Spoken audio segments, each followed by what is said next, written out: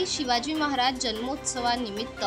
विभागात शिवरायांना वंदन करताना बेस्ट समिती अध्यक्ष माजी नगरसेवक अनिल रामचंद्र पाटणकर, चेंबूर नागरिक सहकारी बँक संचालक मीनाक्षी अनिल पाटणकर, चेंबूर विधानसभा संघटक संजय नटे, चेंबूर विधानसभा समन्वयक संदीप गुरव, महिला चेंबूर विधानसभा समन्वयक वैशाली कदम, शाखा प्रमुख उमेश करकेरा, महिला शाखा संघटिका योगिता म्हात्रे, युवा सेना शाखा अधिकारी विनायक शेट्टे,